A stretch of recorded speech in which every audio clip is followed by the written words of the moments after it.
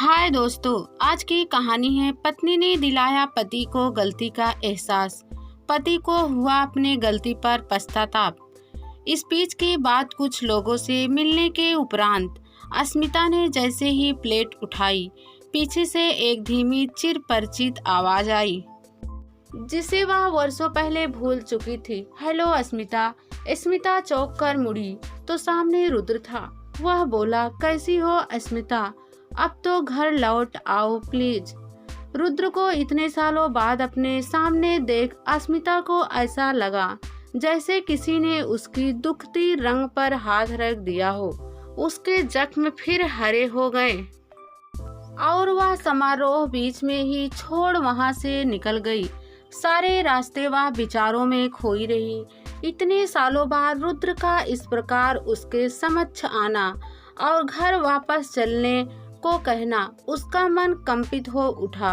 समारोह में सम्मिलित प्रतिष्ठित लोगों के बीच केवल एक ही नाम की चर्चा थी और वह नाम था अस्मिता, जो एक कंपनी की मालकिन थी।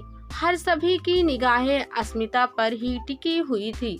उस समारोह में जब रुद्र उसे मिला था, तब अस्मिता घर पहुंचते ही वह सीधे अपने कमरे में जा सारी बत्तियां बुझा आराम कुर्सी पर बैठकर झूलने लगी। वह रुद्र और अपने जीवन के उन पन्नों को पलटने लगी जिन पन्नों को वह अपने जीवन रूपी किताब से हमेशा के लिए फाड़कर फेंक देना चाहती थी, पर वह ऐसा कर ना सकी क्योंकि इस अध्याय से उसे काव्या जैसे अनमोल मोती की प्राप्ति भी हुई थी, जिसकी रोशनी आज भी उसके जीवन को जगमगा रही है।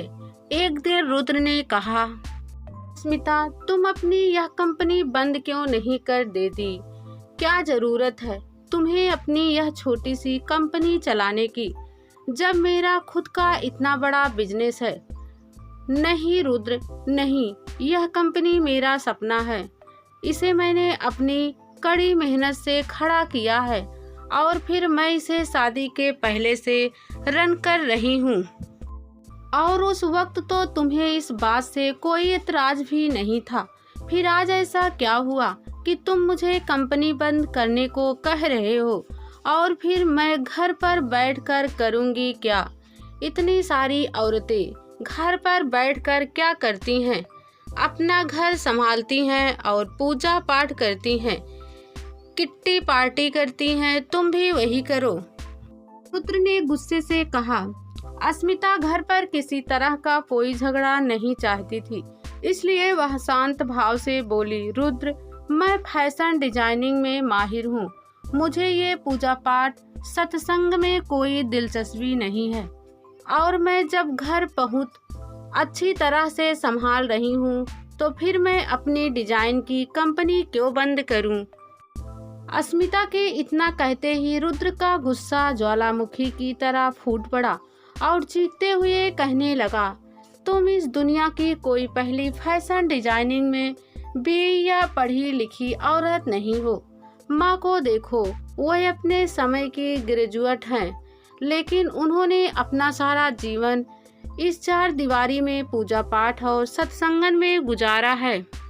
कभी इस तरह के परपंच में वह नहीं पड़ी हैं और ना ही तुम्हारी तरह पापा के संग बात बात पर तर्क करती थी। ऐसी होती हैं आदर्श नारी, तुम्हारी तरह बदजबान नहीं। ऐसे कहता हुआ रुद्र चला गया। अस्मिता जड़त सी खड़ी रही। उसकी जबान पर यह बात आकर ठहक गई कि माँ ग्रेजुएट नहीं, पोस्ट ग्रेजुएट हैं और वह भी संगीत विश्वविद्यालय से।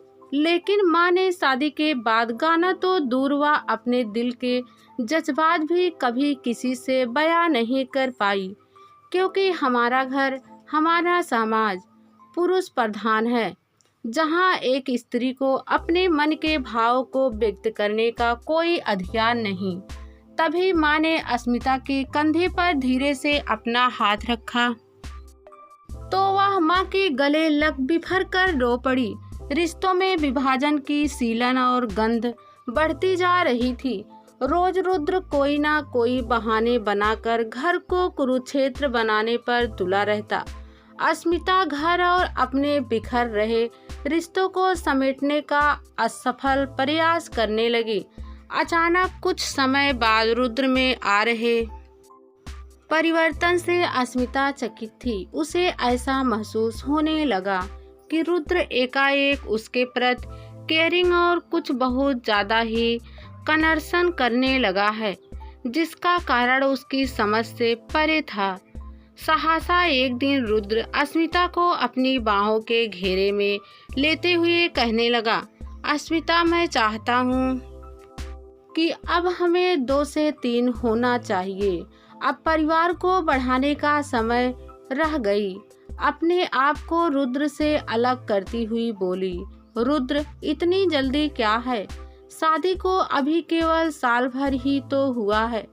अभी तो मुझे अपनी कंपनी को विस्तार देने का समय है और मुझे यह मौका भी मिल रहा है। मैं अभी 1 से 2 साल बच्चे के लिए तैयार नहीं हूँ। अस्मिता के इतना कहते ही रुद्र अस्मिता पर बरस पड़ा। रोज रोज के कलेश से बचने और अपना घर बचाने के लिए अस्मिता ने हार मान ली। परिवार बढ़ाने के लिए वह राजी हो गई और फिर काव्या जैसी परी अस्मिता की गोद में आ गई, जिससे अस्मिता की जिम्मेदारी में बढ़ोतरी के साथ उसकी दुनिया खुशियों से भी भर गई।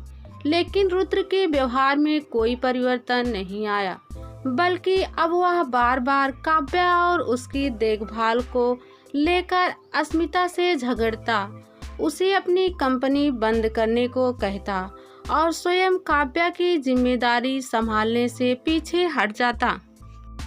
माँ यदि कुछ कहती या अस्मिता का पक्ष लेती तो वह माँ को भी झिड़क देता। यह देख माँ चुप हो जाती। अस्मिता अब समझ चुकी थी क्यों रुद्र को परिवार बढ़ाने की जल्दी थी। असल में वह मातृत्व की आड़ में अस्मिता की प्रगति पर अंकुश लगाना चाहता था। अस्मिता घर परिवार और बेटी काव्या के उत्तरदायित्व के साथ ही साथ बिजनेस भी बखूबी संभाल रही थी। व्यापारी वर्ग में अस्मिता अपनी पहचान और एक विशेष स्थान बनाने में कामयाब होने लगी थी।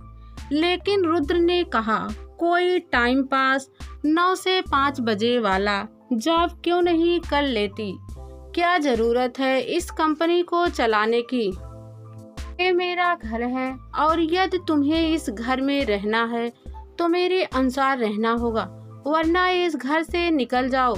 यह सुनते ही अस्मिता के सब्र का बाधा टूट गया और उसने आज रुद्र को समझाने की कोई कोशिश नहीं की। उसने केवल इतना कहा, यदि यह घर सिर्फ तुम्हारा है और मुझे इस घर में रहने के लिए कठपुतली की तरह तुम्हारे इशारों पर नाचना होगा तो बेहतर है कि मैं अभी इसी वक्त यह घर छोड़ दूं। इतना कहकर अस्मिता ने काव्या के संग उस रात घर छोड़ दिया और माँ भी अस्मिता के साथ हो ली। सारी रात अस्मिता अतीत की काली स्याही में डूब रही। दरवाजे पर हुई आहट से वह यथार्थ में लौटी। मैडम, आपकी कॉफी, अस्मिता की मेड ने कहा। यहाँ रख दो। काव्या और माँ जाग गए। अस्मिता ने अपनी मेड से पूछा। पूरी रात जागने की वजह से अस्मिता की आंखें लाल और स्वर में थोड़ा भारीपन था। मेड ने बड़े अदब से दोनों हाथों को बांधे और सिर झुकाकर जवाब दिया, मैडम, माँ जी को काफी समय हो चुके जागे। उनके स्टूडेंट्स भी आ गए हैं और माँ जी संगीत की क्लास ले रही हैं और काव्या बेबी सो रही है। ठीक है, तुम जाओ, कहकर अस्मिता अपनी कॉफी खत्म कर काव्या के कमरे में जाकर वहां सो रही काव्या के सिर और बालों में अपनी उंगलियां फेरती और उसके माथे को चूमती हुई बोली, हैप्पी बर्थडे बेटा, आपके बर्थडे पर आपको क्या चाहिए? काव्या अस्मिता से लिपटती हुई बोली, मम्मा, मुझे मेरी कंप्लीट फैमिली चाहिए। मैं चाहती हूँ कि पापा भी हमारे साथ रहें। तभी अस्मिता का फोन बजा। फोन रुद्र का था। अस्मिता के फोन रिसीव करते ही रुद्र बोला, आई एम सॉरी अस्मिता, मैं बहुत अकेला हो गया हूँ। मैं अपने किए पर बहुत पछता रहा हूँ, प्लीज घर लौट आओ। अस्मिता ने सौम्य भाव से कहा, रुद्र मैं तुम्हें माफ कर सकती हूँ, लेकिन मेरी एक शर्त है कि मैं तुम्हारे घर आकर नहीं रहूंगी। तुम्हें मेरे घर आकर हम सबके साथ रहना होगा।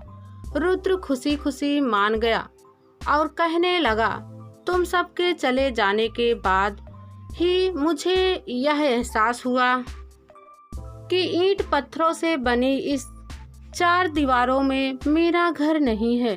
जहाँ तुम सब हो, जहाँ मेरा पूरा परिवार रहता है, वहीं मेरा घर है।